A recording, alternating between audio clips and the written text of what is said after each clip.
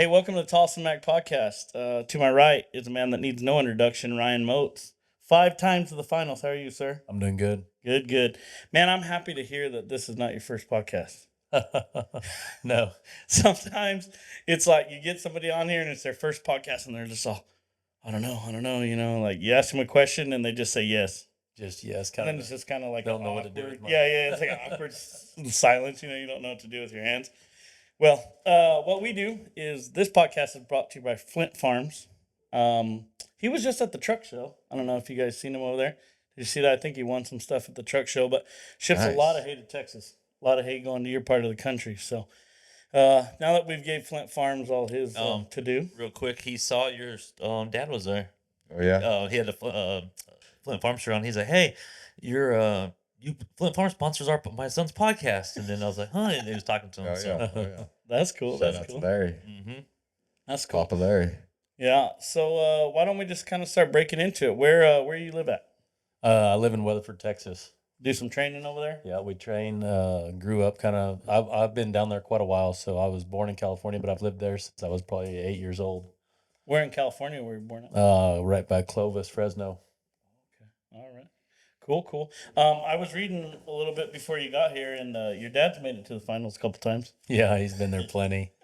Yeah, I think he went in 73 for the first time and maybe 2000 the last time. Yeah. Quite a few. That was pretty cool. Some with your uncle, right? Yeah, he won the world with my uncle Dennis in 1977. That's pretty cool. Man. I wonder how many times that's happened. Like brothers won it. You guys? I don't know. I don't know. The world, I don't know. Yeah, because I don't hear that very Yeah. often. Riley and Brady are the best brother ropers I've ever Yeah. seen. Kind of Right. come up my generation, but Yeah, so I mean that might be the only one. I don't know. Hmm. Is there any different stigma for you to make the NFR knowing that your dad's there? I mean, obviously, there's a little added pressure, right? Because your dad's been there. But do you think it helped you, hindered you? What do you think? I don't really know. It probably does. I mean, I guess it probably helps motivate you a little bit.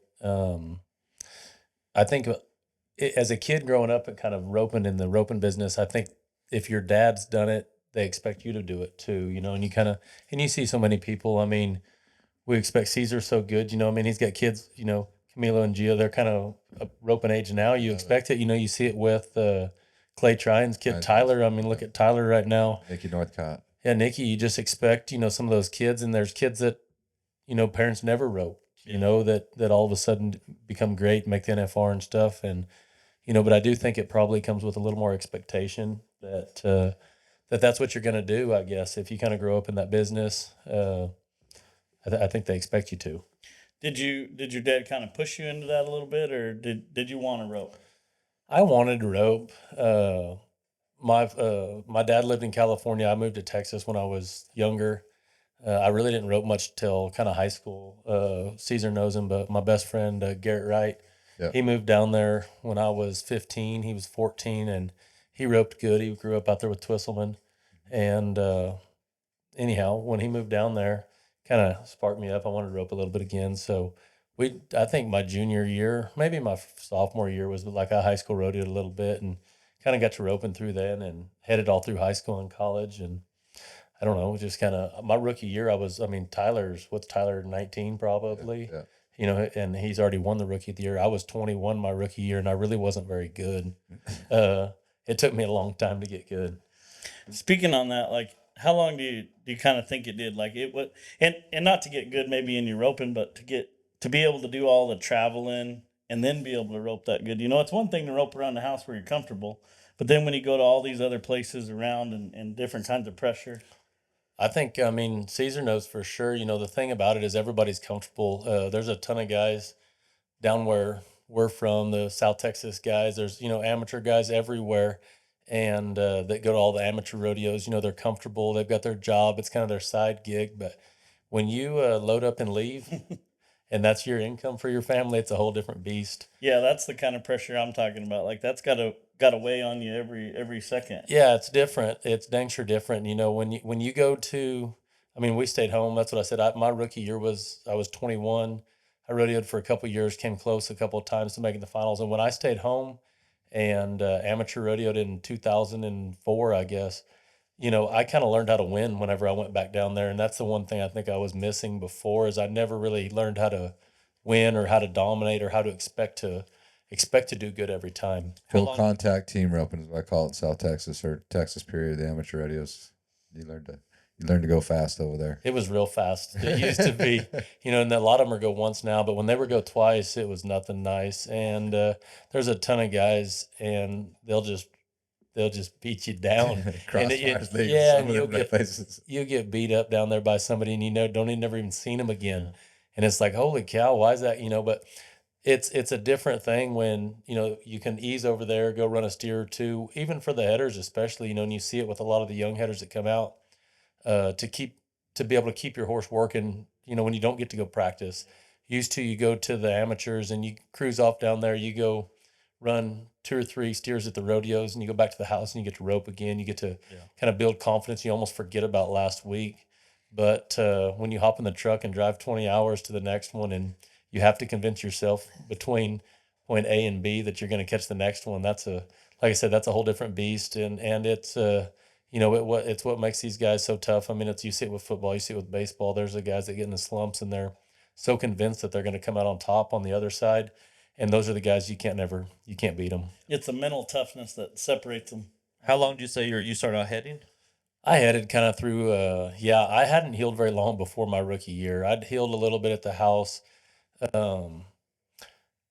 But I headed a couple years in college. My family all trains cutting horses down there, and it doesn't take real long to figure out that if you raise a bunch of, we don't raise a lot of head horse, and then, so I kind of started off, it fit better for me. Most of my heel horses that I had good success on looked like head horses, but when I was kind of in college there, when I was about 15, Clay Logan moved down there, and he moved right across the road from me from out here. He was from up in Congress, Yarnell, and he moved down there, and probably, he's like a big brother to me, but he probably helped accelerate my roping, and he really wanted to. It made me want to be good, and it made me want to rope. And I like Clay. I love him like a brother, and that's what I said. But he is like a brother to me, but he's as instrumental in my roping career as anybody there has been. Wow. It's kind of like you got to get down there, and Caesar brings it up all the time, but you start swimming with sharks, you become a shark. Yeah. Right? It's the truth. I mean, and you really are. You are who you surround yourself around. And, if you can get on either side of the road, if you're over there with the guys that want to be the downers or whatever it is, or the guys that want to complain, it's really easy to start getting into that. And, Doug. yeah. You want to be like Doug. Exactly. That is awesome, man.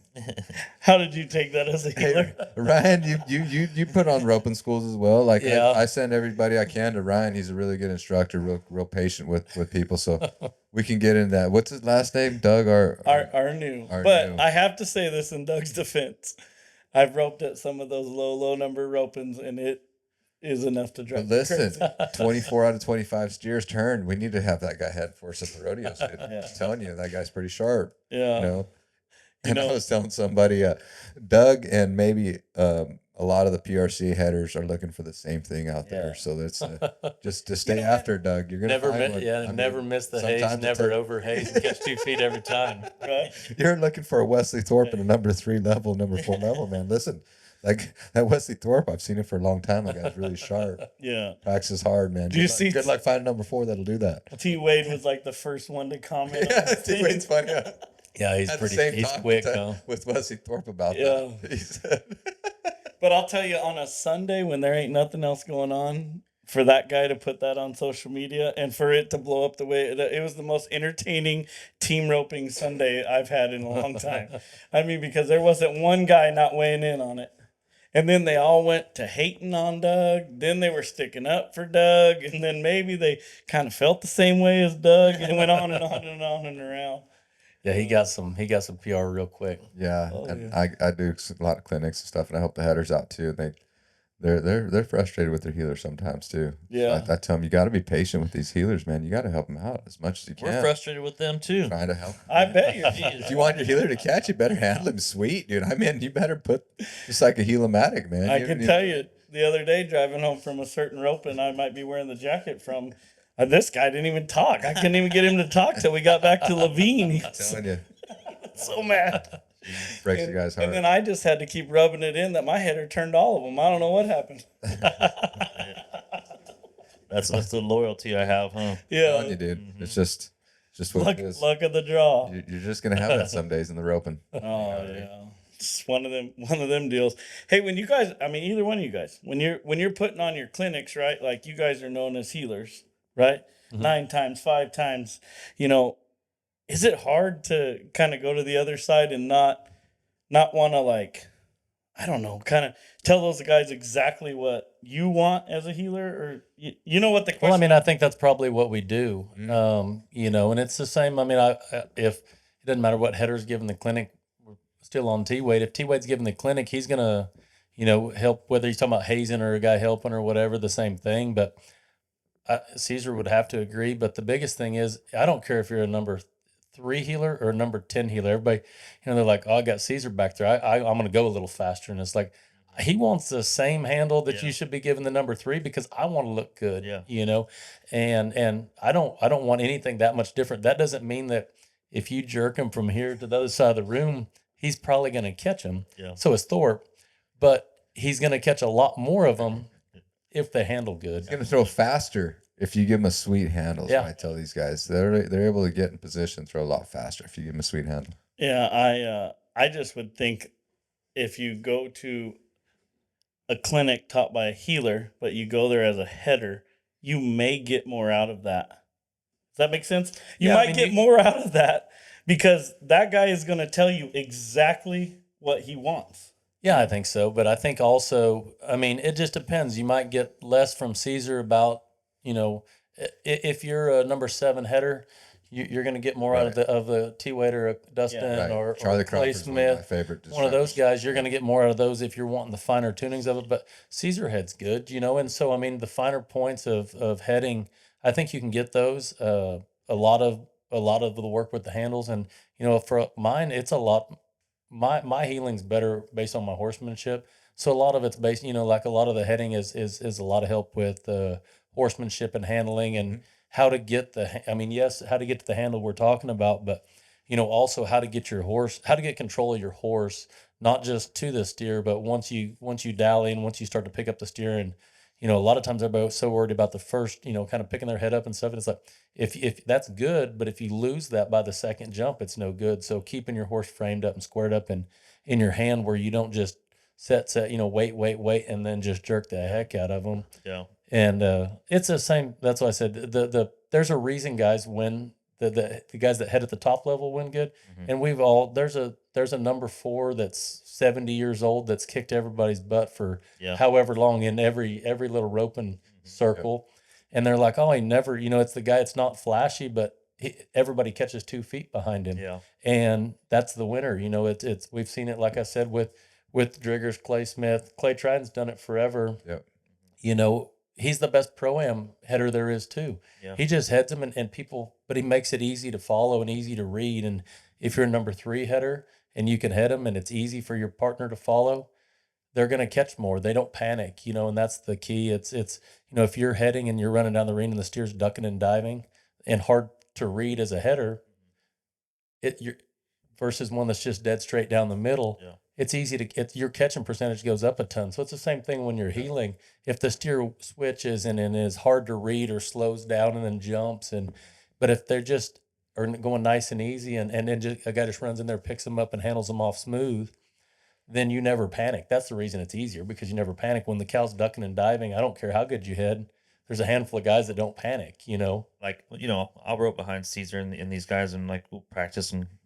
Those are the sweetest handles ever. And then, I go to somebody's rope and so I'm supposed to catch them no matter what. I'm not making any excuses for myself, but But it is hard. It is a different shot that I've been seeing all week Yeah. long. You know what I mean? So I see it all the time. It's 100%. tough for you guys to be able to just follow some of them steers. I mean, you're trying to kind of get in position and like the steers going here and there. But Ryan, we've got to rope with some of the best headers in the world, and what they talk about a lot of the times is a start, right? Yep. And all of them, they're always just really studying the score and making sure the horse is scoring good. So that's why I try to help the people at the clinics. I tell them that all these guys, all the highest level, are really working on getting a good start, because if they get a good start, the steer's going to be right there.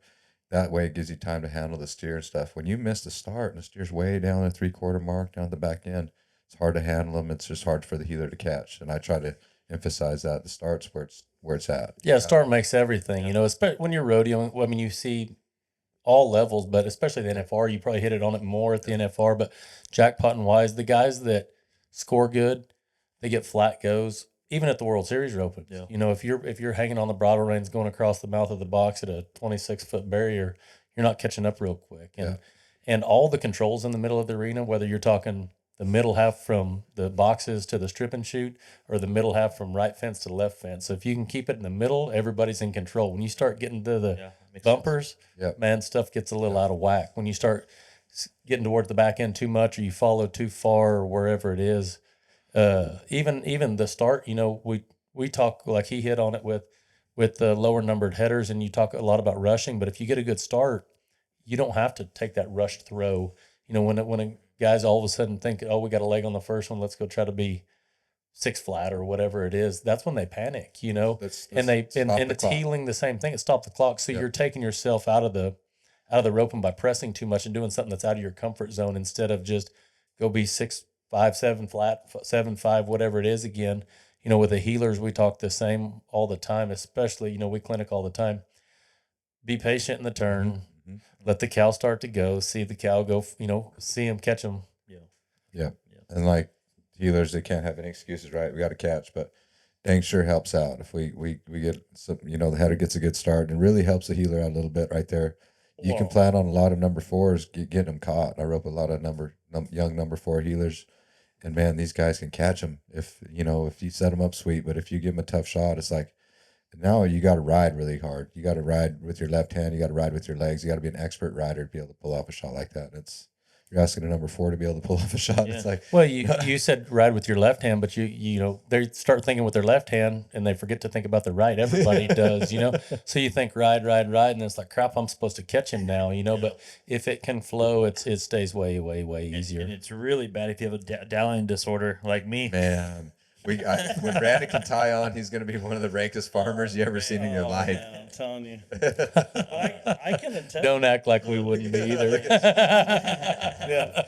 I can attest to that, though, because roping behind, you know, one of these guys, like you said, or going to roping, the roping's being you go to, it's so much different. Yeah. You know, when Caesar called me and said, "Hey, you drew Eric Rogers," it was game over, man. I mean, it was like roping the hot heels out here in the arena, like in slow mo. You know, you just run up there, you watch the feet, and it's just right there every time. So, how important do you guys think it is for maybe some lower number guys, not guys just starting out, but lower number guys, if they want to be a healer, to try to head a little bit, or if they want to be a header, to try to heal a little bit? Do you think that's important?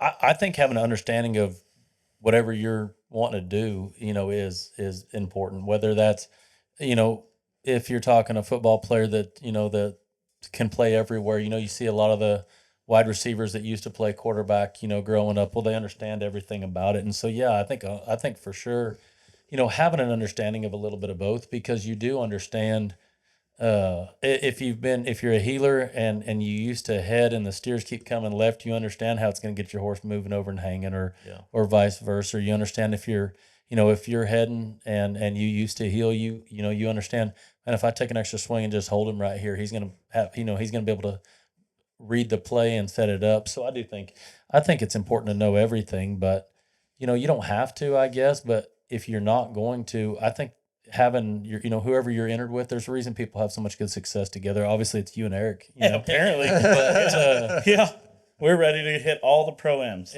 All the pro-ams. We're going on the pro-am tour.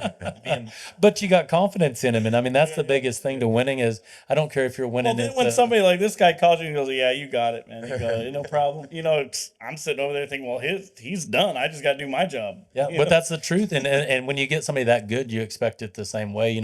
He had it with Derek for so long. You know what I mean? And it was we all expect Derek to catch, and then once it happened, we expected him to catch. Synergy and I had it. And it was the same type of deal. We've roped so many steers together, and I bet Synergy and mine's catching percentage has to be higher than mine with anybody else's. And I mean, but we've ran a lot of steers, but for whatever reason, our timing matches. It doesn't matter. So, when he had Smudge, we won. Yeah. We won everything. The horsepower, the horses matched too that year. Smudge and Starbucks were a good pair, but we can whatever.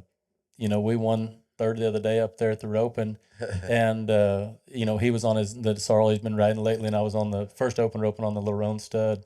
Bet he's a shiner. Yeah, first Good one stud. on him. So. Let's talk about him just a little bit too, because that's kind of a cool horse. It's a cool horse. This weekend at Rancho Rio. Yeah, he's in the sale this weekend at Rancho Rio. Cool. So I seen a video of you doing. Who was riding? What little girl was riding him? It was it was Kyla. It was my wife's. It was mine and my wife's niece or her sister's little girl. So he's a 5-year-old stallion or no? He's 7. He's 7 now. We fraternity'd him the last couple years. Had good success at fraternities in the AQHA, and then. We've the lady that owns them, Gianna Hansen, lives right here in Scottsdale, Rio Verde, so she has a lot of cow horses and she raises a lot of really really nice horses, and we were lucky enough to get him. Corey Cushing started him, and then Tyler Merrill started him in the team roping, and so Tyler's a good friend of mine, lives right there next door to me, and we got him. I showed him as a 4-year-old, so I rodeoed throughout that whole year, and I got him. And rode him a little bit before the fraternity's 4-year-old year, and then we've been lucky enough to have him the last 3 years, and he's in the sale Saturday up there at Rancho Rio. So somebody's gonna be pretty lucky. Yeah, because he's cool, man. He's a great horse. He's a really good easy horse. to be around. For a stallion to have that demeanor is really special. Let's talk a little bit about that horse sale up there at Rancho Rio. You want to talk about a guy that knows no quit? It's Ty Yost. Oh, man. It starts raining, bring in the trucks. We're taking this sand out, bringing in dry sand. Rain again, bring in the trucks. Taking out this sand, bring in dry sand. It rained today, so I think it's going to rain again before He's probably Saturday. on it right now. Oh, he's got a plan. I promise. I promise he's got a plan. I mean, that guy there's no backup in that guy. He'll land a helicopter on top of there and let it dry it out. Just let it dry. So, I mean, he's done wonders for that little town. Oh, man, it's nuts. We went up there the other day and just the way they run everything up there, it's top notch. There's a reason people want to go up there and rope. And, 2 arenas, they ran fast. I mean, just boom, boom, boom, boom. Yeah, they roped all in the main arena the other night. The whole opener was in the main arena. But when we pulled in there, my dad he was up there healing some, and I'd seen him, and they were starting, I don't know which roping, maybe at 11 roping, right? And the open was falling 11. They had like 4 or 5 ropings that day before the open. And it's just nuts how they can run the teams through there. Yeah. And man, it's on the clock right there. And they just won too, it was great how they run them through. And that's team roper. There's a reason why so many people drive. I mean, I've got several people that are out here right now from Weatherford, right there at the house. They've all come out here. They're jackpotting for a few weeks. And, there's a reason they're Dynamite. That's what I said. They've been everywhere. But the Dynamite in there, they said, man, they run it so good. That's all Ty, and Kevin Redstrom and Ty, they do such a good job of running those things off. Like, I guess we take advantage because we live right here. We don't really, but that is a thing. I guess like people plan out there, like we're going to go to Arizona for 2 weeks or 3 weeks. And we're going to jackpot this whole time. I have all this money saved up. I'm going to hit this, and this, like a whole itinerary, and that's cool. I mean, is there anywhere else that you guys know of that even comes close to Wickenburg? Texas. I mean, yeah, right there where I live is pretty close to how Ty and them run it. There's I know at home all the World Series opens, all that stuff, they have to have 2 arenas. Yeah. So you're not getting into the marathon. Over there, they're going to be buildings too, so they're going to be covered, and like it's it does. It's different over there in Texas, so like we plan on getting some rain. I said I've been in Phoenix. They said you guys get 5 or 6 inches a year. I've seen about half of that since I've been here this last week. The only thing with the 5 or 6 inches a year we get it in 2 days. Yeah. Well, I've been here for 2 of those days. Yeah. And it comes quick, and then it's gone, and it'll be 120 before you know it. Brandon will be making hay like crazy. I tell people all the time, if you can, Arizona, it's seasonal. There's big ropings, and like for 6 ropers down to a number 3, there's a lot of roping going down over here. But if you're a 7, 8, 9, 10 roper, you need to kind of get to Texas. They rope a lot out there. They got amateur rodeos every week. A guy can stay sharp over there and keep your money afloat. And that's one of the places that's like this over here. There's like out there in Fort Worth, and they rope a lot out there. Yeah, my area between me and a lot of people moved to Lipan now, but the Morgan Mill, Stephenville, Huckabee, all that kind of area right there. There's, probably they're from everywhere. At the NFR this year, but a lot of the guys that go to the NFR full time. I mean, they're down there, and you go to a little open over there. It's nothing nice. He says the little open rope, and you better have your good heel horse. Yeah.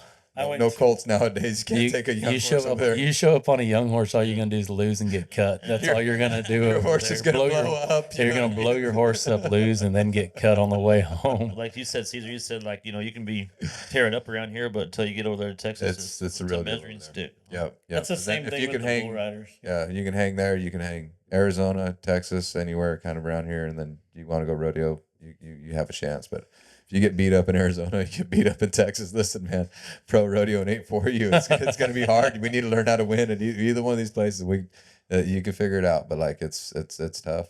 You got to rope sharp. You got to be aggressive. Then, man, these young guys, you got to see. Well, the nice thing about I guess the nice thing about over there is it's not where it's once a week you get to go compete. There's 5-6 days a week. There's somewhere to go compete, and I mean to the point you'd be tired of going. Just like here, you know what I mean? Yeah, like here it is for the low mid level rope. It's like going to Wickenburg and trying to find a roping tomorrow. Trying to find a number 11 roping tomorrow in Wickenburg. Yeah, that's how it is down there. And you can go to like you said, you can go to 5-6 amateur rodeos a weekend. Yep. You can go to 3 or 4 open ropings during the week, and I mean it's just a good spot to work and learn. And like he said, figure out if you're good enough or not. Figure out if you really want to do this. If you really want to do this, man. All right, well, let's take a little break here for a minute, get some drinks, and then we'll be back to you. Man, it's like you just kind of barely built a house last time I was over there. The house is still pretty new. Like we put bought 17 We're back acres with past Ryan me. Go ahead. You guys are just talking about the house over in Texas. Go ahead. Man. No, Caesar, he hung out since the kids were little. I mean, heck, Caesar used to come hang out over there all winter long when we were down there. We had a blast. Caesar's not a fun hater.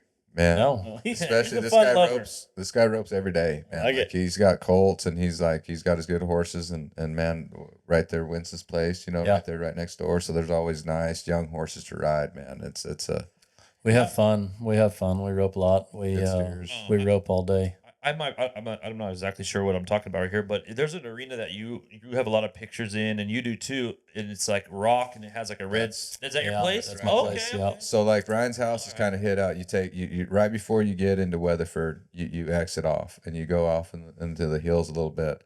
And what's the road's name? Looney Lane. Looney Lane, dude. You take a left on Looney Lane, and it opens up to Ryan's place, and like you kind of come up for a little hill right there when you go through the gate, and it's just a really pretty place. He's got the arena down below. Trees. He built a really there's a bunch of trees right there. That's pretty house. Yeah, and it's just set up really sweet, and you're 5 minutes, 10 minutes from town. Anything you want to eat, like it's right there, and it's like a perfect spot. That iconic picture of you're healing. It's been on the back of the magazine and stuff. It's at his place of the events and stuff in the background.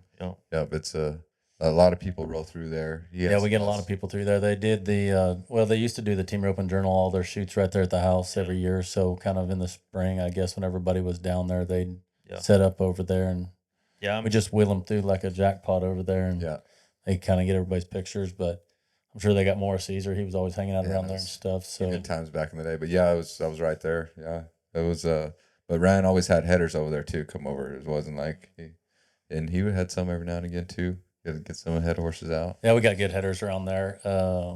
Brock, he lives there. Brock Hansen he lives about 2 miles from me, but his horses stay right there. So I'm lucky enough. That's helped that helps our training program around there a lot. You know, when you're talking about good looks, you know, it's the same thing. It's like if we get on a young futurity horse and want to run 6 steers and want to do this X whatever it is 6 times, we run 6 steers. Brock, you know what I mean? He's that good. It's Same like every time. yeah, it's the same every time. He does. He was like, oh, we're going to run 6, kind of right in the middle, Right. heel and third jump. Let's you talk know, about you and Brock, because you guys got still on the world record. You and Brock Hansen, and that steer that he spun you to give you that world record shot. He gave you a sweet shot. You know what I mean? Like everything, like he roped and he turned the sucker and you healed him as fast as you can heal him. But that really helped. If he would have slid you any rope or did anything like that, give you a tough shot, it would have made it a slower run. But yeah, it's just it's smooth. I mean, it's smooth fast. What is it? The world record? 3-2, 3-3. 3-3. Sorry, 3-3. They should have been 3-2. It was fast. Yeah. But they got late I flag. watched him. Mine was in Nacogdoches. It was fast. It was in Nacogdoches. There's a couple of them. Chad and Jade's got one of them. Driggers and Junior, they've got some, maybe 2. Are all those the same times? Records. Are they in all similar setups? I mean, most of them at the NFR. Is that same as Nacogdoches? Is that Honestly, I mean, close, but I think Nacogdoches. The barrier would have been longer at Nacogdoches. I don't guess, but it was the NFR steers from the year before at Nacogdoches, so that part would have been similar. You know, it was they roped the NFR steers over there, and but yeah, I mean, the barrier's got to be short, and the rodeo's got to be tough. We were headed over there that morning, Brock and I were, and it was like they'd had a perf the night before, and it was like crap. They were fast over there. The night before was fast. It was like 3.8, 3.7, 3.8, 3.9. It was like, what the heck are we headed to Nacogdoches for? You know? And then, it worked out. They bleed by a half a second, pretty much. You know, it was a good run, really good run. Talk about your headers. How many different headers did you make the finals with, or win? 5. Oh, different every time. I think so. Yeah. Damn.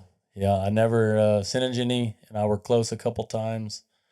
I had several guys I was close with, but yeah, I roped with Jimmy Eden's my first NFR quite a while back. We were in our 20s still, and then kind of stayed home a little bit. And when I started back, Brock's who I started back with, kind of went about it every which way. My wife, I don't like being gone. Like Caesar says, I like being home. So it was kind of I was always in and out. And as soon as we got home, we had some colts to ride and a few outside horses and stuff, and it seemed like we'd always kind of, when you hit on learning one way or the other, that was kind of the way we did it. It was like we'd go for a little bit and then we'd come home, and we'd go for a little bit and then we'd come home, and never just wanted to just understand, just get out there and grind it out. And we kind of had a different program. I'd always get up in the morning, I'd practice for myself first thing, and after that we'd rope the rest of the day on colts and this, that, and the other. And that was kind of when I used to I'd go the other way. I'd get up in the morning and it was like, oh, well, Caesar's got 3 horses over here for me to ride. I'll ride them first. And then when we know it's done.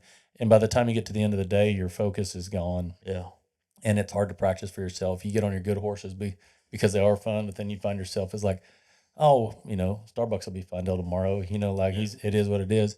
And so we kind of stayed home. And in 2011, I started at Casper that year with Brock, and Brock had roped with I think BJ a little bit that winter, and I'd never really seen him. I'd been at the house, and I was at the house with roped with Speedy at a couple rodeos around the house, roped with Speedy at the BFI that year, and was kind of going to go to some small, some of the bigger ropings and a few rodeos close to the house. And I'd seen Brock out there at Reno, and man, he's stuck. And I seen him. I went with Kobe Lovell to Silver City, and Kobe and I won Silver City that year. And Brock spun 2 steers to beat us, and I was like, and this guy's good, and I didn't really know him at all. And he was looking for a partner. So I I hadn't been anywhere, started at Casper, and we went on, and he was close to making the NFR that year. But the next year, that was when I'd decided kind of the same things. Like, man, if everybody's going to do it for real, I'm going to do it for real. And in 2011, my wife, she was a dental hygienist, Courtney, and so she quit her job. She went with me, and I was like, if we're going to figure out real quick, but we're going all in, and that was my it was late. I'd already made the NFR. I'd already won the BFI. I'd already kind of done quite a bit of stuff, but I really never, I felt like I'd put roping first, but I really never put roping first, if that makes sense, and made it like actually my job. And I did when I roped with Brock. And how do you feel when you make that your job, right? Because I mean, I mean, the same as anything, a little, it's a little nerve wracking. Yeah, It's that's a what little, yeah. uh, It's got to weigh on you, right? Because I mean, sometimes you're out well, there a little roping bit, with your but buddies. yeah, but you get better faster and you're actually that committed. And it was the same. We'd skip the jackpots around the house because we had horses in training, and stuff like that. And when it's you feel like you jumped off a cliff, you know what I mean? And hope you can learn to fly basically. But it was good. And same thing. Before, the first time when I made it with Jimmy, it was me, Jimmy Edens, Tommy Edens, and Kobe Jones. And, we went 4 guys in a truck and trailer, and All made the finals. we all made the finals that one year. And that was, for them guys, I think they just did it the once. And, but that was our goal. We'd always been close before, and we wouldn't be entered for a couple of weeks. We'd be going home to some amateur rodeos and stuff like that. And we were like, we're gonna go the whole time through, and we all made it that year. But after that, it was the same thing. It was kind of hard back and forth, and then it was like I still never felt like it was all the way in. And when I started with Brock, we went all the way in as far as practice. You know what I mean? And working on it, we roped together every day and stuff like that. And so it was. I mean, that it makes a big difference. And you get to see. You see both sides of it, but you see a lot of kids nowadays that go to college, and that's what they do. They wrote, they get to, and I think it speeds up the process a lot more. And that's stuff that I don't know if our generation didn't know it as well, or what we didn't do, or there wasn't as many people that did. It was the same way, and I always kind of before, if I was gone, Courtney was at home, I wanted to go home. I left all my horses were at home. I had one horse with me. We had nothing to do in our downtime. And we loaded up that same thing that year, and it's like I'm take my own rig. We're not going 4 deep. I'll take my own rig, my wife, my dogs, whatever, a couple colts. And then when you're gone, you feel like you're in a good spot. We were lucky enough. Caesar's got the same, but so many good places we stay at, on the road that helps out a lot for your psyche. oh probably. man, you hang out at fairgrounds and eat at McDonald's or something like that. You're ready to go home fast. Britt made a comment and he said, "Man, the downtime was like some of the hardest times. Just waiting for the next for the the next day. You have to wait till 7 o'clock." That he says between your opens was the hardest. Just. I think for everybody, that's the key. I mean, between the downtime, it's the hardest. Caesar's a big golfer, so he'd golf a lot. That's where I picked it up. You know what I mean? Because what am I going to do the rest of the day? Like, especially if a guy doesn't do any good, like you're just beating yourself up in the trailer, just like telling yourself you suck. Let's go play some golf or something. Let's go do something different. Yeah, and that was the same. It's like we'd be gone, and I'd be out there with one horse, nothing to do. They're bored, and it's like every chance I could get, I was wanting to go home. Well, if all you're doing is thinking about, man, I hope I get some downtime so I can go home. It's hard to be fully committed to being gone, and so that's what I said. That's the difference is making sure when you're fully committed, you're gone. And when I loaded up and took everything with me, Courtney and like I said, a couple colts, we could go do whatever. We stayed in good spots in California. Bert and Megan McGill's in California. I stayed with Riley and Brady forever, and in Washington, the whole for 6 weeks up there in the Northwest. Well, heck, every day is just like a day at my house, other than where somebody else's. How hard was it to get your wife to quit being a dental hygienist? Not hard. She it was Courtney hard. loves the rodeo. She loves it. She's the reason I made it as long as I did. I can promise you that. Caesar will tell you that. But she's awesome. Yeah, she's awesome. Yeah. I've been home for a little over a year now, but I've been done for probably longer than that. And it was good. We enjoyed the end of it, but she was finally 2 years ago. She was like, she was over it too, and that made it a lot easier for me to quit. I promise. That's probably a real short list of people that made it 5 times with 5 different partners. Probably. Yeah, I don't know. Yeah. Who else you got? You got Jimmy, Brock. I roped with Jimmy, and then I roped with Brock, and then I came back and made it with Charlie the next year. Made it with Sin and Jenny and Coleman. Yeah, I remember you and Coleman. Coleman, yeah. Yeah, Coleman and I, we'd kind of, when Coleman and I were roping together, it was the same thing. We got done, and I rode it a couple years after I roped with Coleman. I roped with Corey Kidd some, Levi Simpson some, and then I roped with Sin and Jenny a couple of years ago, kind of. And when I got done with roping with Coleman had a chance to rope with Logan Medlin, and I told him, I was like, man, I don't Coleman, and he's done great since then, and I've been happy for both of them, but I was like, man, I don't. Coleman would drive down from Tulsa to one of Austin Robertson's roping right there by my house, 15 minutes from the house, and he's driving 6 hours, and I was like, I don't want to go. You know what I mean? I don't really want to go to the jackpot this afternoon. It's 15 minutes for me. Yeah. And it was like, man, that's That guy's got a future in the booth. yeah, he's pretty good. He likes to talk. That's He's good at talking. That's who you got the American with. Yeah, I won the American with Coleman, so Yeah. that was pretty that was- cool. We left my house that day over there, went over. I won first. Riley and Brady won second. Sin and Jenny won third. So we That was Wow. that's cool. yeah, 5 of us. That was five a of big us. check, wasn't it? Like it was 433 or something. Yeah, like one. that? Yeah. We were Coleman and I went through the qualifier deal that year. I think so. Okay. Yeah. Yep. So we won the 100 for the normal deal, and then we split the million. Yeah. We cool. split the million 3 ways, I guess. Split it with a bull rider. Last guy just needed to buck off. Cost me some. But did you know that when you were? Oh yeah, we sat up there and watched the whole way. We sat up there and watched the whole way through. You were rooting for that bull so bad. You Yeah. were rooting for that bull. Yeah. What do you think about Luke and Casey sitting out so then they can come back as contenders? Well, I mean, Kind of cool. It's cool. It's cool they're back, but I mean, yeah, they're definitely. They played the game. Well, I don't know if they played the game. Heck, I think they thought they were quitting until they realized they had a chance for it. You know. They were just money, doing it for right? fun. Next thing you know, you got a chance. Yeah, if you got a chance for a million, it's not a bad plan. So do you have an exemption, or are you grandfathered in, or how's that work? I wish. I'd love to go run one. I'd love to go run Every one. year, huh? No, but like, did they pass you? I thought I don't seen think so. something- No, you're no. not past the second round or something like that. You don't get a buy or On something. To qualify. I'm not even in it this year at all. So no, but No, no. I think those guys. I don't know what they did with them. I think they put them in the. There's something special happened, but I don't know. what. Yeah, I really Well, don't they know. qualified. They went to these. They went to Las Vegas to Vegas. the qualifier. Yeah. They earned it, Mhm. but they were over there just kind of just. I mean, at this stage in life, they're enjoying it, and man, those guys are gamers. If you let them enjoy the $1 million game bucks, a little $1 bit, million go bucks. after it. I don't care how old they are; they're still going to be good. It's like we grew up with Jake Barnes and Clay Cooper, man. Like, listen, those guys still rope good. I don't care how old they're going to Well- get; they're still going to rope good. Casey Fields quit at the top. I mean, he was still hanging it on him when he quit. You know, Yeah. I mean, so He'll he do set it out a again. year, maybe Yeah. two years. a He ain't couple sore. He feels good. Oh, right he's now. still Probably still the working most out sound every he's day. been in a while. Yeah. And he's doing a bunch of schools. Yeah. So he's still around it, still, wanting it and loving it. How important to rodeo do you think those big opens are like that? Right? Basically, because that's what it is. Huge open. Like the Kid Rock Rodeo and the American and I think it's good. Anything big. I mean, the more big rodeos you can have, the better off it is. And I know that the amount. I mean, last year it took over 100,000. I think in almost every event. I know the Team Roping did for sure. What was it when we was 70? Kind of was safe. 70 was 75. always safe. They used to always say, there for a while it was 800 rodeo, then it was 900 rodeo, then it was 1,000 rodeo. Well, you can go to 70, 75 rodeos now, but so it was always in that 70-ish thousand kind of a deal. And Now you got to win over 100 or right at 100 to make the finals. yeah, and that's what same thing. It was Pretty over. impressive. Yeah, 100.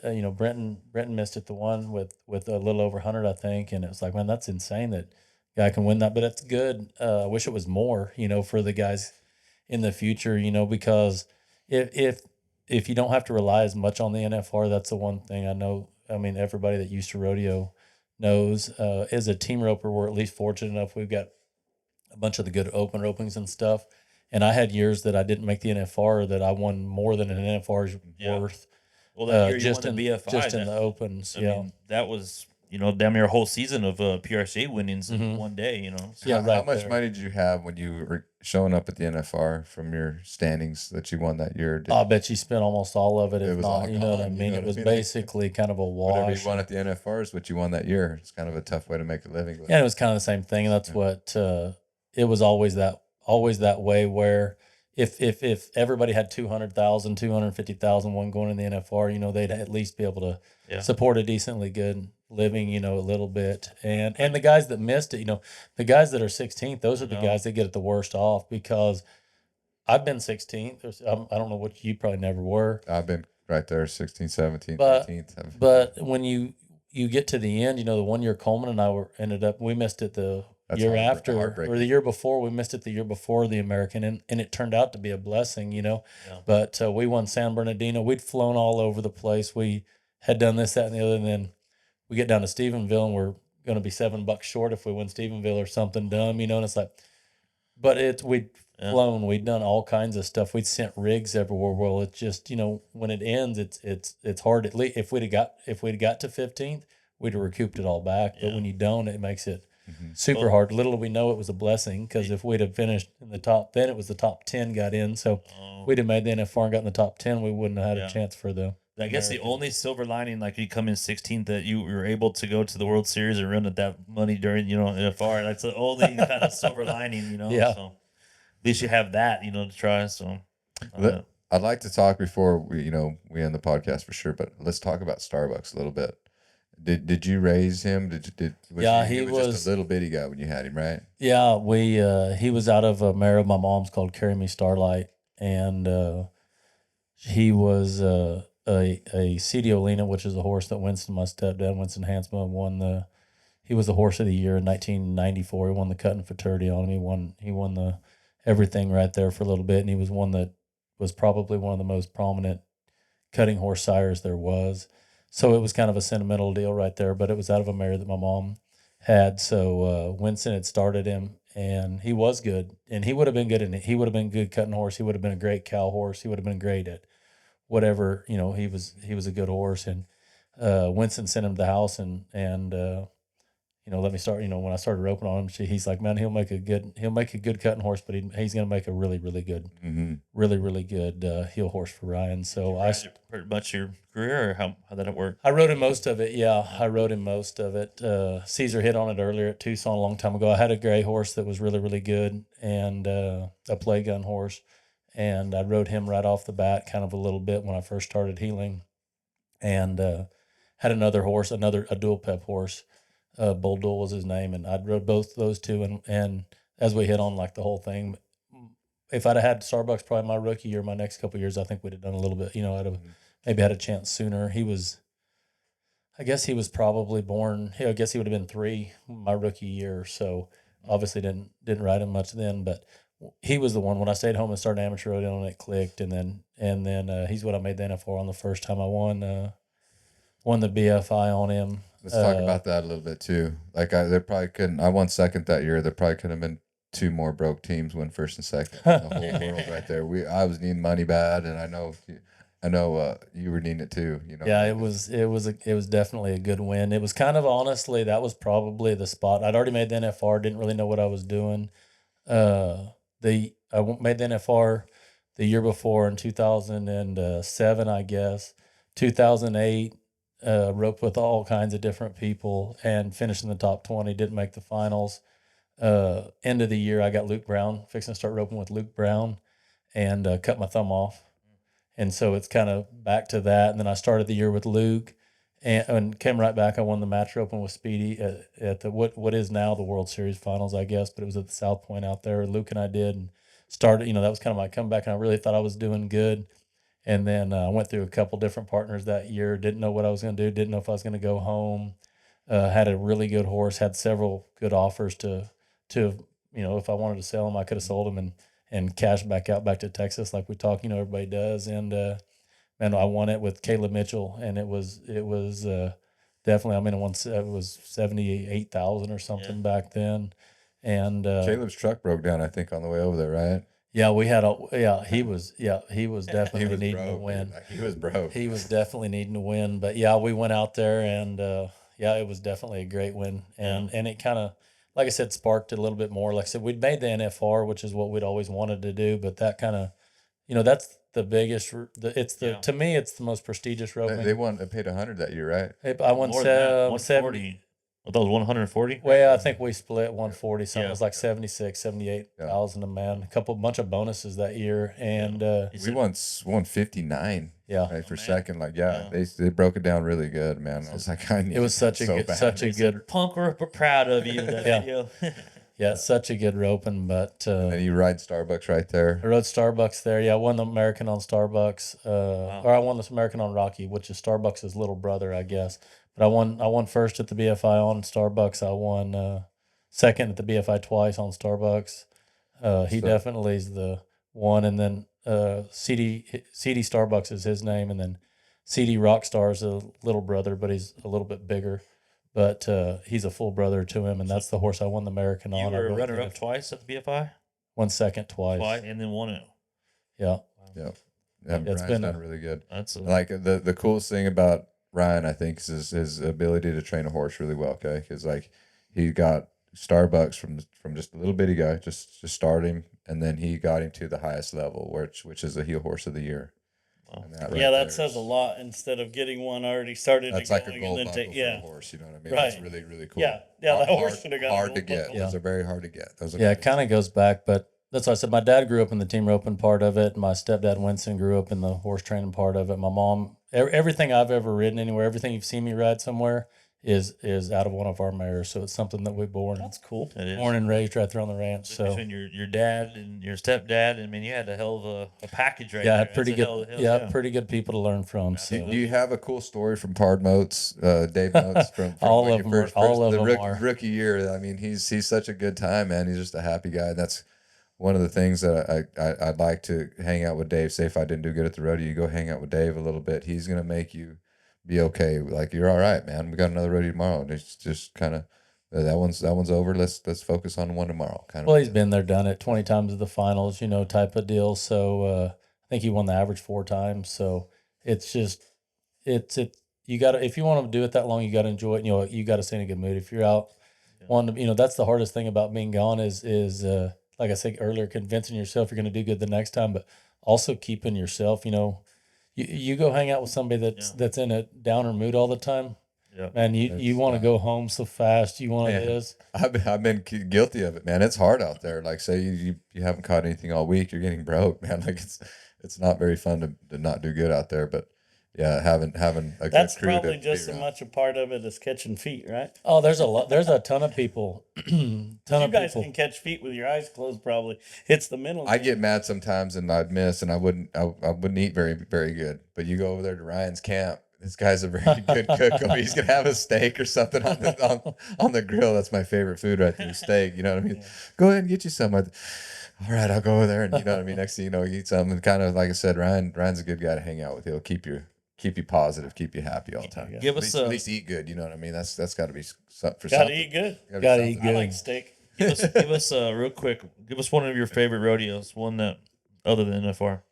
I've always had good luck at San Antonio. San Antonio's a fun rodeo. Houston's a fun rodeo. Salinas is one of my favorite rodeos. I won second my rookie year and just thought it was simple and easy. It's a big horsemanship rodeo. It takes a good heel horse. I'm as bad as anybody, and if my horse isn't good, I'm not catching on him. So, I think the places where it makes the horsemanship and the horses having to be fast and score. Salinas is really really cool. I don't know. I mean, there's several of them. There's certain places. Ellensburg's.